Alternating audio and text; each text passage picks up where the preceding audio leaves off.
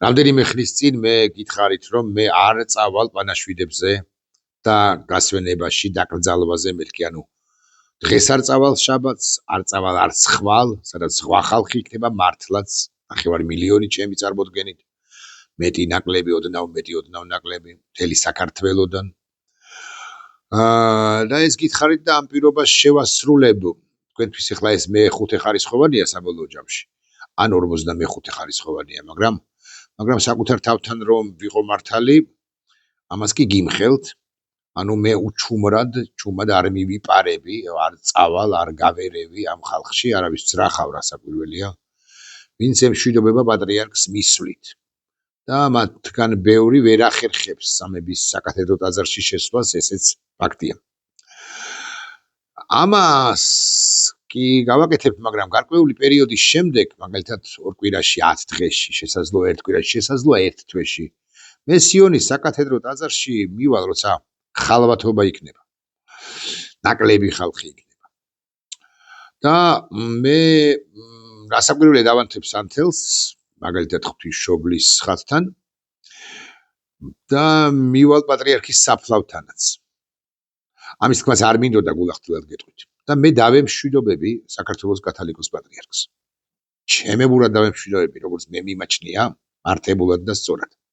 წინააღმდეგობებით ახსავს ეს სავსე კაცი იყო ილია მეორე. ბოლო პერიოდში, ბოლო თქვა 10-15 წლის განმავლობაში ვანზილზე მე მისი ბევრი გადაწყვეტილება არ მომწონდა, მისი ბევრი სიტყვა არ მომწონებია. რაღა დაგიმალოთ და, მაგრამ ეს არ ნიშნავს იმას, რომ მე მას პატივს არ ვცემდი და ეს არ ნიშნავს იმას, რომ ის მასშტაბური კაცი არ იყო. უკლებლივ ყველა ჩვენგანი ვართ წინააღმდეგობებით სავსენი. არც ერთი ჩვენგანი არ არის აბსოლუტურად მართალი ან აბსოლუტურად მტყუარი. არც ერთი კვლავ ვიმეორებ. ყველაზე უფრო საძაგელიც კი ჩვენ შორის ვინც არის, ნებისმიერი ჩვენგანი. ჩვენ გვაქვს თითოეულ ჩვენგანს აქვს დადებითი რამ. აი პატრიარქს დადებითი რამ ჰქონდა ჩემი მოსაზრებით, ახლა გაგაკვირვებთ. უფრო ადრე ვიდრე ბოლო პერიოდში. თუმცა იმ წარსულ გარდასულ წლებშიც, მაგალითად 80-იანი წლების მიწურულს, 90-იანი წლების დასაწყისში, იქაც პატრიარქი ჩემი მოსაზრებით გარკვეულ შემთხვევებში ცდებოდა ისევე როგორც თქვენ ცდებით, ან ისევე როგორც გაცილებით მეტად, თქვენზე მეტად, მეთქი ასე ვიტყვი, ცდები ხშირ შემთხვევაში მე. მაგალითად რაღაც ერთი გადაწყვეტილება მისი, მეორე გადაწყვეტილება შეიძლება არ მოიწონო, გადაწყვეტილება, სიტყვა, ეპისტოლე, ქმედება, ნაბიჯი. მეორე მხრივ ის მასშტაბური კაცი იყო, რომ ვამბობთ, ეს აბსოლუტურად სწორი მოსაზრებაა, ბევრ ჩვენგანს აკლია სწორედ მასშტაბი და აი პატრიარქ ილია მეორეს, ვის და პატრიარქ ილია მეორეს მასშტაბი არ აკლდა. წინააღმდეგ შემთხვევაში ის 59 წელი ვერ გაჩერდებოდა საპატრიარქო ტახტზე. და ესოდენ სერიოზული ავტორიტეტი, ესოდენ დიდი ავტორიტეტი არ იქნებოდა ქართული საზოგადოებისათვის. კიდევ ერთხელ ვიტყვი, რომ დაკრძალვა დღეს მას უკანასკნელ გზაზე გააცილებს ჩემი წარმოდგენით 9 მილიონი, საქართველოს 9 მილიონი მოქალაქე. მე არ წავალ ამ პანაშვიდზე დღეს და დაკრძალვაზე ხვალ და მით უფრო არ გავაკეთებ იმას, რასაც აკეთებენ სამწუხაროდ ჩემი მოსაზრებით მოქალაქეები. ისინი ფოტოებს, ლამის სელფებს იღებენ, ან ფოტოგრაფს ავალებენ, თუ თანმხლებს ავალებენ, რომ აი შენ გადამიღე პატრიარქის ცხედართან ფოტო, რომ ვაჩვენო დანარჩენ საზოგადოებას, რომ მე იქ ვიყავი. ეგ კი არა, სტორები და rilsებიც კი შემხვდა. პოლიტიკოსების მათ შორის გულახდილად გეტყვით. რას ემსახურება ეს, ან ამდენად სწორია ეს, მე ცალსახა პოზიცია მაქვს ამასთან დაკავშირებით. არა, არ ემსახურება ეს არც ქრისტიანობის გამტკიცებასაც უპირველესი საზრუნავი უნდა იყოს ჩვენთვის. უპირველესი საზრუნავი უნდა იყოს ადამიანებისათვის, რომლებიც მორწმუნენი არიან. და არც პატრიარქის ავტორიტეტს თუ სახელს არ ემსახურება და მხოლოდ თვით კმაყოფილებას იღებენ ისინი, აჩვენებენ რა დანარჩენ საზოგადოებას ნაცნობსა თუ უცნობს, რამდენად კარგად მათეული გაგებით კარგად მოიქცნენ. ხო, მე მოკლედ არც rilს დავდებ პატრიარქის საფლავთან რომ მივალ, არც stories და არც self photos გადავიღებ და არც არავის არ გადავაღებინებ. ჩემი პირადი ურთიერთობა ეს პატრიარქთან, ჩემი ართეული გაგებით წყალებში რასაკვირველია საყვედურები, არა, არ ვაპირებ ცხადია, მაგრამ მაინც ჩემი ემოციები მარტივად რომ ვილაპარაკოთ პატრიარქ ილია მეორესთან. მე 4 წლის ვიყავი 73-ში და ვარ დაბადებული 4 წლის ვიყავი, როდესაც პატრიარქი გახდა. ილია მეორე პატრიარქი გახდა. ახლა 53-ისა ვარ და ის 59 წელი მართავდა არა მხოლოდ საპატრიარქოს, ეს ერთი ამბავია. ის თანამმართველი იყო პრაქტიკულად სულ ბოლო წლების ჩათვლით მეთქი ასე ვიტყვი ამ ქვეყნის. და ვერ ვერასდიდებით რომ რომელიმე საერო მმართველი განსაკუთრებით ბოლო თავისუფლებას მივცემ მასზე მართალი იყო. პრაქტიკულად არც ერთი არ ყოფილა, ერთადერთი ვისაც ეჯიბრებოდა პატრიარქი ჩემი მოსაზრებით იყო პირველი პრეზიდენტი ზვიად გამსახურდია. ზვიად გამსახურდიას მასშტაბს ის შეეჭიდა, შეებრძოლა. ზვიად გამსახურდია მასთან არა, რუსეთთან დამარცხდა, ესეც უნდა ვთქვათ.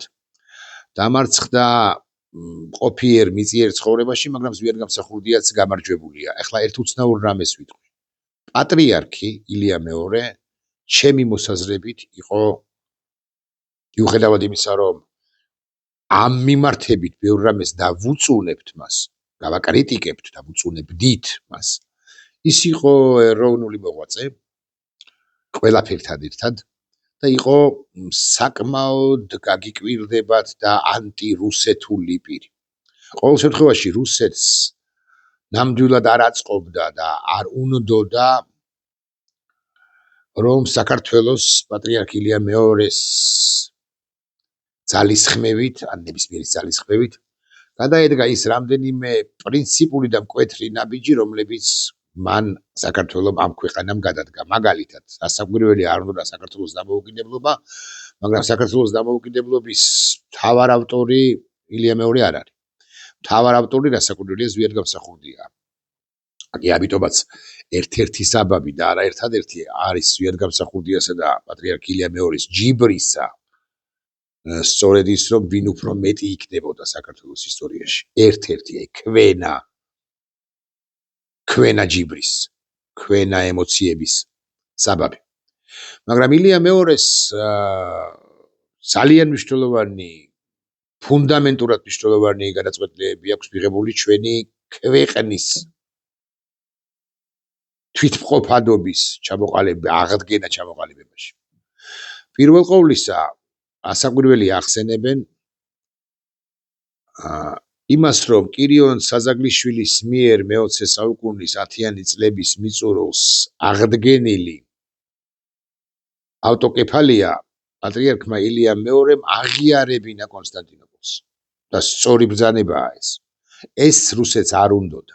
ისევე როგორც არ უნდოდა სწავლა-განათლების სემინარიისა და აკადემიის დაარსება ჩვენს ქვეყანაში, ისევე როგორც არ უნდოდა, აქაც მნიშვნელოვან რამეს ვიტყვი, ქართული გალობის დამკვიდრება, დაბრუნება ეკლესია-მონასტრებში. აღარ ვლაპარაკობ, რომ ამდენი ეკლესია-მონასტრის მართლა გაჩაჩა გაუბედურებული იყო 70-იან წლებში, როცა პატრიარქმა ჩაიბარა ეკლესია, გაუბედურებული იყო ჩვენი ეკლესია.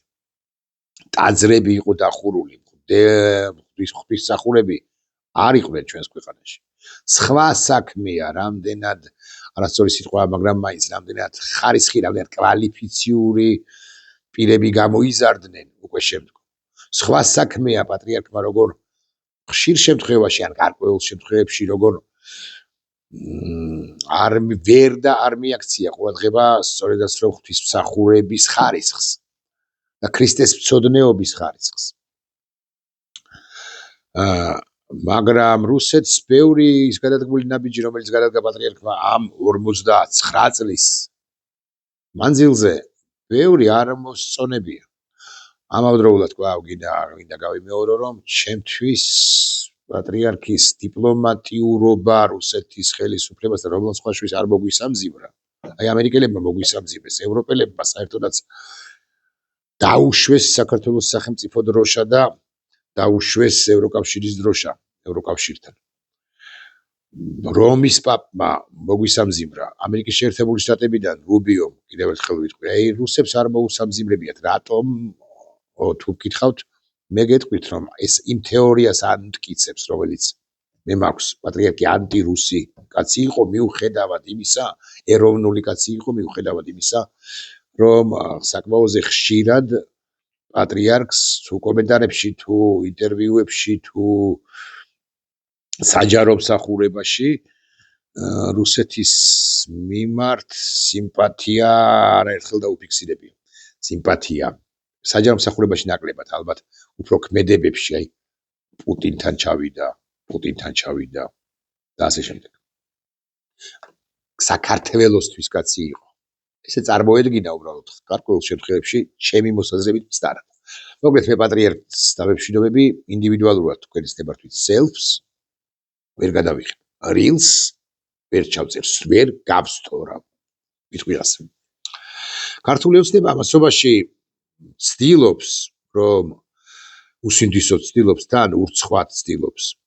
დაუფარავადაც ცდილობს, რომ პატრიარქის პანასშვიდზე მისული საქართველოს მორწმუნე მოქალაქეების ან შესაძლოა არამორწმუნე მოქალაქეების აქვე ვიტყვი. გარკვეულ შემთხვევებში სურათები საკუთარი მომხრეების იდენტიფიცირებად წარმოაჩინოს, ანუ თქვას, რომ ამდენი და ამდენი სწორედაც რომ ჩემი მომხრეა, ვინც ემშვიდობება პატრიარქს. საერთოდ ბიზნე ივანიშვილს ეს სამების საკათედრო ტაძარი საკუთარ შენობად მიაჩნია.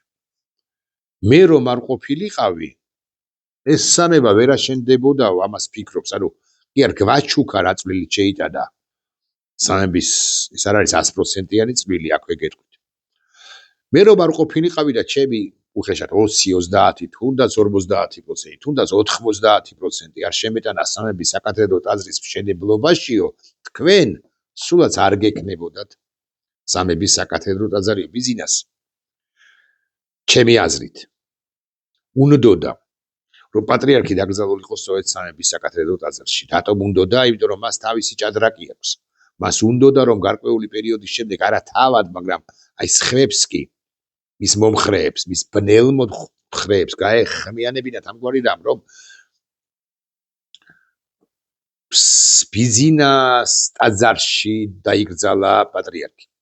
და სამების საკათედრო ტაძარის თანამშენებელი, თანაშემქმნელი, მშენებელი ალბათ არასწორი სიტყვაა, არის პატრიარქი, ვინც ის იქნება უფრო სერიოზული შემქმნელიც კი, ამაღორძინებელი. ვიდრე ბიზნე ივანიშვილი, რომელმაც ათეულობით მილიონი დოლარი თუ ლარი მართლაც გადაიხადა ამ შენობის, ასე ვიტყვით, თქვენის ნებართვით აშენებაში. სული შთაბერა ამ ტაძარს პატრიარქმა ილია მეორემ, თუმცა გაცილებით დიდი სული. როგორ შეიძლება ერთმანეთთან დადარება, მაგრამ მაინც ჩემი მოსაზრებით ტრიალებს იქ ისტორიული სული, სადაც პატრიარქი დაიკრძალება, ანუ სიონის საკათედრო ტაძარში, უძველესში, ან ძალიან ძველში, მოდი ვიტყვი ასე. უყვარდა პატრიარქს სიონის საკათედრო ტაძარი. მე ცოტა გამაკვირვა სიმართლე გითხრათ, წმინდა სინოდზე გასულა კენჭისყრაზე საკითხი, სად უნდა დაკრძალულიყო პატრიარქი ილია მეორე და გამაკვირვა ხმების ურთიერთშეფარდება სულ 35 ეპისკოპოს, მთავარ ეპისკოპოსსა და მიტროპოლიტს მიუღია მონაწილეობა 39-დან, ის 4 სად იყო სიმართლე გითხრათ არ ვიცი. და იმ 35-დან 18-ს მიუცია ხმა პატრიარქი სიონში დაკრძალვისათვის, ხოლო 17-ს სიონში კი არა სამებაში დაკრძალვისათვის. ანუ ძლივს ცოტათი ერთი ხმით გადასწონა სწორმა გადაწყვეტილებამ. ეს საინტერესოა სხვა თვალსაზრისითაც, ხადია სახელები არ ვიცი, ვინ იყო მომხრე სამებაში პატრიარქის დაკრძალვისა, მაგრამ ვარაუდობ, რომ ეს ღვთისმსახურები, უმაღლესი სასულიერო იერარქები არიან, ახლა ადრე ამ თემაზე ლაპარაკი, მაგრამ არიან ადამიანები, რომლებიც მოქალაქეები, ღვთისმსახურები, რომლებიც ბიზნეს უფრო ემხრობიან, ქვეცნობიერად თუ ქვეგაცნობიერებით ისინი ამით ერთგვარ ბიზნეს პატრიარქის დაკრძალვის შემთხვევაში ბიზნეს თვის აპირებდნენ მადლობის გადახდას და პატრიარქის გამორჩევას რაც თავარია და თქმას იმისა რომ აი პატრიარქის მინდა ნიკაცია მე აგიგითხარით რომ სიონის საკათედრო ტაძარში მივალ ოღონდ სელფს არ გადავიღე არ გავსთორავ და არ რილს არ ჩავწერ გულახდილად გეტყვით რომ მე კრიტიკოსი მე დეფისი კრიტიკოსი ვინიც ის და უცხოში ამის ჩემი პერსონალური ემოცია ამგვარია ვინიც ის და იქნება უფრო მეტი მოყვარულიც არ მერიდება არ მეთაკილება ამ სიტყვის წარმოთქმა მეტი დამფასებელი მოდი ეს სიტყვა სჯობს ალბათ ვარ პატრიარქისა ვიდრე მოქალაქეები რომლებიც სთორებს წერენ თუ სელფებს იღებენ ან სტატუსებს წერენ და კიდევ ის მოქალაქეები რომლებიც განსხვავებული მოსაზრების ადამიანებს აგინებენ აკრიტიკებენ არა გზედგადაულიან ხოლმე სოციალურ ქსელებში ქართული ოცნება ცდილობს აგიგითხარით რომ სურათები საკუთარი მომხრეების იდენტიფიცირებას წარმოაჩინოს სტორები და ფოტოები თუმცა მინდა აგითხრათ რომ თბილისის და არა მხოლოდ თბილისის მოქალაქეების დიდ ნაწილს ქართული ოცნებისათვის ხმა არ მიუცია ხოლო ეს ნაწილი ამ ნაწილის დიდი ნაწილი პატრიარქს სწორედაც რომ აფასებს არ მიდიან იქ ქართული ოცნების მომხრეები მხოლოდ იქ მიდიან ლეიბორისტების ნაციონალური მოძრაობის გირჩის ავის მემარცხენეები მემარჯვენეები ნებისმიერი პოლიტიკური ჯგუფის მომხრე ამომრჩევლები რომლებსაც თავიანთი კითხვები თავიანთი წუხილი მოდი კითხვებს თავი დავანებოთ თავიანთი წუხილი აქვთ მიდის თუ არა ყველაფერი რუსული სცენარით კვლავ ვიმეორებ რომ მე არ ვარ მომხრე რომ ორშაბათამდე ყოველ შემთხვევაში ჩვენ ვისაუბროთ მომავალ კანდიდატებზე თუმცა მეც სამცდენია ამაზე ამდენად მახსოვს სიტყვა არა ვარ დიდი მომხრე მოდი იტყვი ასე ჩემი მოსაზრებით დიდი არეულობაა საპატრიარქოში ის რომ მოსაყდრე არსებობს შიოს სახით რომელსაც მე არ ვემხრობი მაგრამ ხლა ამას არ აქვს პრინციპული მნიშვნელობა ის რომ მოსაყდრე არსებობს 2017 წლიდან არ ნიშნავს კიდევ ერთხელ და უკვე მერამდენეთ ვიტყვი ყველას გასაგონად ვინც იგინება იფურთხება მოდი ასე ვიტყვი რომ არ ნიშნავს რომ პატრიარქმა ის პატრიარქობის მოსაყდრედ გამოარჩია ანუ მემკვიდრედ გამოარჩია 2017 წელს არ ნიშნავს ეს ამას ცუდი სიტყვაა შესაძლოა მაგრამ მაინც შიო არის მართვა-გამგებელი მენეჯერი უნდა იყოს ვიდრე ყოველ შემთხვევაში ახალ პატრიარქს ავირჩევდეთ ის ნახევარი არა თუ ნაბიჯნახევრით არამედ ნახევარი ნაბიჯთაც კი როგორც კანდიდატი ვერ უსწრებს რომელიმე სხვას ვინც არის ან ვინც შეიძლება იყოს ხუთეულის შიოს გარდა ოთხეულის ვინაობა მე ჩემთვის ცნობილია მე ვიცი დაახლოებით წარმოდგენა მაქვს უბრალოდ ეხლა საბოლოო ჯამში რა მოხდება სინოდის ხდომაზე არ ვიცი მაგრამ არა ვინც ის მაგრამ მაინც ეს პირებიც ისეთივე ზუსტად აი თუ ხუთნი იქნებიან და მე უკვე სამნი ხო თუ ხუთი იქნებიან 20%-იანი კანდიდატები არიან და ყველას აქვს შანსი ვის მეტი ვის ნაკლები რასაკვირველია თლად 20% არ გამოდის მაგრამ მაინც შიოს ვაღიარებ უფრო მეტი შანსი აქვს არ უარყოფ ამას შიო როგორც მენეჯერი არ მინდა ასე მოიხსენიო მეორე მხრივ მაგრამ როგორც მოსაყდრე რამდენად კარგად ართმევს თავს აი ამ დღეებს ეს სიმართლე გითხრათ არ ვიცი ბოლომდე არა ვარ დარწმუნებული ფაქტია რომ საერო ხელისუფლება უკვე ძალიან ერევა პროცესში საერთო ხელისუფლებამ დაუშვა ის რომ მისი წარმომადგენლები რა ვიცი ამის 99 დეპუტატი ოჯახებთან ერთად საქართველოს აღმასრულებელ ხელისუფლებად წოდებული ბანდა ოჯახებთან ერთად ბიძინა ივანიშვილი ოჯახთან ერთად ყველა მათგანი თუ არა 80% თუ 50% დაცვის წევრებთან ერთად და კი გამოვიდა 500 კაცი 500 თუ არა 300 ხო გამოვიდა მეტი გამოვიდა 500-იც ისინი ყველანი უნდა შევიდნენ საპატრიარქო გადაწყვეტილება ხომ იყო რომ სამებაში უნდა იყოს დასვენებული და მერე გადაასვენონ პატრიარქილია მეორე სამების დიდ საკათედრო ტაძარში დიდი სივრცეა განა არა მაგრამ უდიდესი სივრცე არ არის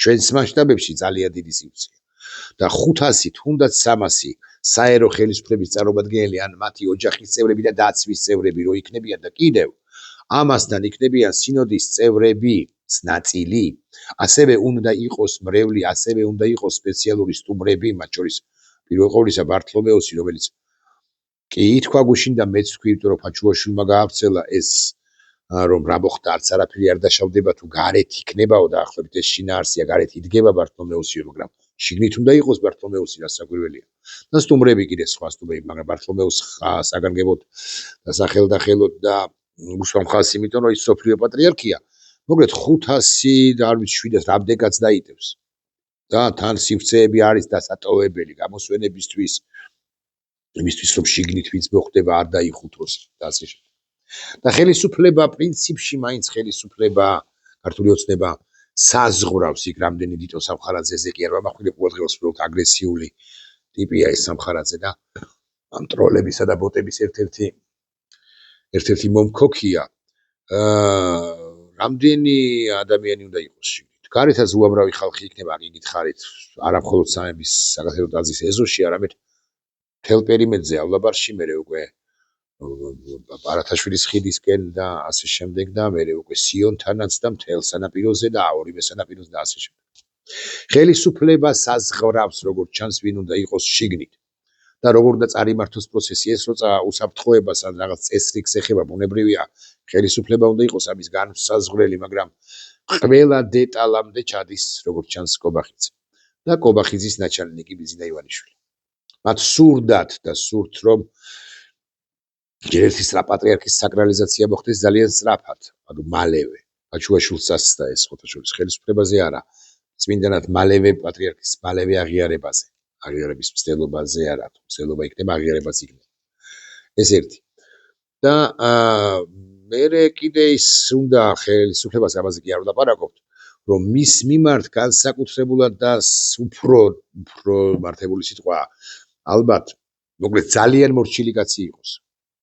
პატრიარქი მომავალი, რომელიც რასაკვირველია ვერ იქნება ისეთი ავტორიტეტი, როგორიც იყო ილია მეორე, მაგრამ ეს მეორე ხარისხოვანია მისთვის ხელისუფლებისათვის. მთავარია რომ ახალი პატრიარქი იყოს წესრიგის დამამყარებელი უშუალოდ ეკლესიაში და ბიზინა ივანიშვილის მეტი შემშვები ეკლესიაში, რომ ბიზინა მისიც გააკონტროლოს, საპატრიარქოს გააკონტროლოს, რაც უნდა ვაკრიტიკოთ ჩვენ პატრიარქი ილია მეორე. ილია მეორე დაუძლურებული რო იყო მაშინაც კი მისი ავტორიტეტის გამო საერო ხელისუფლებას ძალიან არ მოგაცრავად სიტყვის აბლატავებდა უშუალოდ საპატრიარქოში. ბიზინას კი ბევრი რამ აინტერესებს. უბევრესი რამ აინტერესებს შიგნით რა ხდება. საერთოდაც ის ყველაფრის დამფუძნებელი უნდა იყოს. მარტო საერო ხელისუფლების არ მარტო ქვეყნისა კი არა. არამედ ყველაფრის დამფუძნებელი, შეურყვნელი, შეუვალი ავტორიტეტი ვარ მე. ამას ამბობს, ამას ასხივებს ბიზინა ივანიშვილი.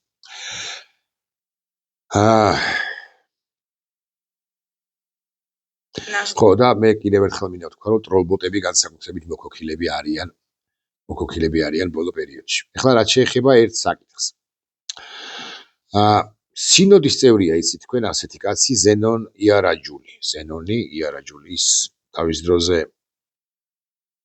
სვეტიცხოველში მსახურობდა სწორედ ის არის მთქმელი იმ სიტყვისა რომელიც სინოდის 18-მა პირმა მის გარდა 17-მა გაიზიარა რომ პატრიარქ სურდა სიონის საკათედრო ტაძარში დაკრძალვალოს ხვებთან პატრიარქ სურდა რომ არ ყოფილიყო გამორჩეული არაფრით ის ისედაც გამორჩეული არის და კიდე დამატებით გამორჩეული არ ყოფილიყო უპირატესი მაგალითად კირიონ საძაგლიშვილზე ამბროსი ხელაიაზე პატრიარქი ჩემი აზრით რომელიც ეროვნული პირი იყო უამრავი შეცდომით მეთქი ვიტყვი ასე მათ შორის შეცდომით რომ ჩვენ სეკულარული სახელმწიფო ვერ ავაშენებთ და პატრიარქს და მისი პერიოდის სინოდს მეორე შეცდომა აქ დაშვებული ამ თვალსაზრისით ჩვენ სეკულარული სახელმწიფო უნდა ვიყოთ ხალხი ყველაფრის მიუხედავად ყველა სიყვარულის პატივისცემის მიუხედავად პატრიარქის ან ეკლესიის ან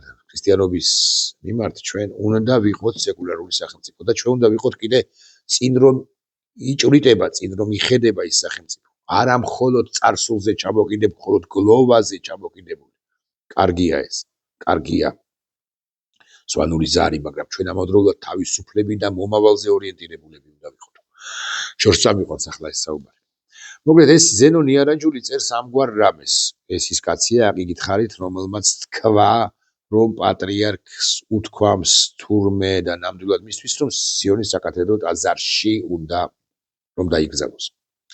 ზენონი წერს: ხომ არ იცის ვინმე მკვირას წმინდა სამების ტაძარში საიდან უნდა მივიდეთ, ან როგორ უნდა მივიდეთ, ან საერთოდ შეგვიშვებენ თუ არა, ეს სკანდალური განცხადებაა ჩემი მოსაზრებით. ვის უნდა მივმართოთ? ამას წერს კვლავ მეორებ ზენონ იარაჯული. მე ვეტყოდი ახლა და გავამხელდი, მაქვს ტელეფონის ნომერი, ანდრია ჯაღმაიძეს დაურეკეთ მეთქი, ან მიქაელ ბოტკოველს დაურეკეთ მეთქი, არა მაქვს ტელეფონის შიო მუჯირისა, რომ სქონდეს მაღალი ალბათობით ჩემს ზარს ყოველ შემთხვევაში ნამდვილად არ აიღებდა და ზენონ იარაჯულის ზარსაც ალბათ არ უპასუხებდა, მაგრამ ზენონ იარაჯულსაც არ უპასუხებდა. მაგრამ ეხა ეს რომ თქვა ცოტა ისეთი ირონიულობა და სარკაზმიც გამომდის. რას ნიშნავს ხალხო ეს არ მესმის კარგად. ანუ სინოდის წევრი 39 პირიდან ერთ-ერთი თურმე ვერ შედის, კი არა არც იცის როგორ უნდა შევიდეს. სწორედ გასვენება დაკრძალვა დღეს.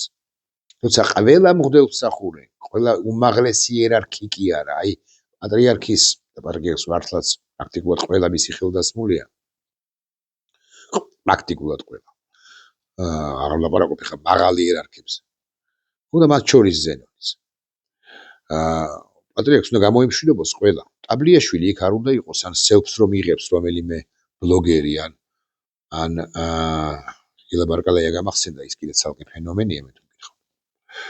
ან ხელისუფლების წარმომადგენელი. იქ პირველ ყოვლისა უნდა იყვნენ მისი არასწორი სიტყვა, მაგრამ მაინც მისი პირველი სულიერი შვილები. ანუ სინოდის წევრები, ანუ მღვდელმსახურები, ანუ ღვთისმსახურები. და ზენონ იარაჯულს ნახეთ, მე აქ ეს სკრინი წაგიკითხეთ ახლა და ზენონის სტატუს ამ წუთისთვის რამდენი მოწონება აქვს, იმასაც ვიტყვი, 78 მოწონება აქვს, 14 კომენტარი, 10 გაზიარება. აი ამ 14 კომენტარიდან ერთ-ერთი მაგალითად არის მეუფე მხოლოდ საშვებით დაიშვებიანო, მეორე იქ შეღწევა შეუძლებელია, 14-ე წავიკითხე. როგორ ამოტრიალდა რეალობა, ამოყირავებული ცოდვა მადლი, წერს მესამე. არ დავასახელებ, ხო? წარმოუდგენელია ეპისკოპოსი ასეთ მდგომარეობაში. ვეთანხმები აბსოლუტურად გიორგი ქვია, გვარს კი არ გაგიფხევთ ავტორს. ვაჰმეუფეო წერს კიდევ ერთი. როგორი რთულად წასაკითხია და გასააზრებელია, წერს მეოთხე თუ მეხუთე. ღმერთო მეუფეო, მეგონა თქვენგან გავიგებდი, წერს კიდევ ერთი. ალბათ შორენა არა. გამოგიდებათ იმისა, რომ მე უაღრესად კრიტიკული განწყობა მქონდა და მაქვს დამოკიდებულება შორენა თეთროშვილის მიმართ. შორენა მგლოვიარი ქალია. ბარკალაიას შეუშვებენ უდაოდ, არ შეუშვებენ ბარკალაიას. ბარკალაიამ რაც სიგიჟეებით ჩაიდინა, ამაზე არ ვილაპარაკოთ, მაგრამ არ შეუშვებენ და საშვი არ ეკნება თორე. კიდევ ერთი, გულებს უწერს. თითოეული ეპარქიიდან 10 ადამიანზეა საშვი. ისნიდან და ნავლაბრის მეტროდან უნდა წახვიდეთ ფეხით, ეუბნებიან ზენონს. ოღონდ ამ შიოს მომხრე ეპისკოპოსები, რომლებიც მაღალი ალბათობით მას დაუჭერენ მხარს სინოდის იმ ძალიან მნიშვნელოვან წხდომაზე, რომელიც გაიმართება უახლოეს 40 დღეში, 40-50 დღეში და რომელზეც უნდა გამოარჩიონ პატრიარქი, ისინი იოლად შედიან. ეს თითქოს კეთროვანია და არა მხოლოდ ზენონი, არამედ სხვებიც. მეუფე, გულები და ასე შემდეგ. კონით 14-ე წავიკითხიან, შესაძლოა დამაგდა. საპატრიარქოში ხლართებია, ბიზნეს თავად მიაჩნია, დიდი ხლართებია შიგნით. გაუგებრობებიც ბუნებრივად არსებულები. მე დღეს წავიკითხე სხვა შორის ერთი აღარ მახსოვს ოღონდ ვისი სტატუსი, რომ მე ვიცი, მეც ვიცი 5 კანდიდატი აგიკითხავით, მაგრამ ვცდილობ რომ ვახერხებ ჯერჯერობით და ვცდილობ რომ არ გამოვფინო საჯაროდ. გადაიაროს მართლა ამ დღეებმა. ქართულ მოუწნებას კი რას მოუწოდებ, არაფერს არ მოუწოდებ, მაგრამ ეს უნდა იყოს რაღაცა ერთობის რაც აუცილებლად შემოინგრევა ეს ერთობა, შემოირღვევა შაბათიდან მე თუ მკითხავთ, მაგრამ აი ეს ორი დღე მაინც უნდა იყოს რაღაც ერთობის დემონსტრირება. ის რომ ადამიანებს აქვთ რაღაც კითხვები, მათ შორის მე, არანიშნავს იმას, რომ ჩვენი ემოციები არ გქონდა კაცთან, რომელიც 59 წელი მართავდა, თელი სიცოცხლეა ხალხო, საქართველოს საპატრიარქოს, როგორც მართავდა, ეს მაინც ესე ვიტყვი ამბივალენტურად, ან რაღაც კონტროვერსიულად, ან ეს ხან ამას შეაფასებ, ხან იმას შეაფასებ. აქ იგითხარით, რომ ჩემთვის მაგალითად საგალობლების დაბრუნება, თორემ ერთ-ერთ კანდიდატს, როგორც არ დავასახელს კი რა 5-დან 3-ს, 2-ს. არ უნდათ ქართული საგალობლები ეკლესიაში, ამას ვილაპარაკებ მე. შაბათიდან არ ვიცი, რამდენად სწორი სიტყვა, მაგრამ უახლოეს მომავალში.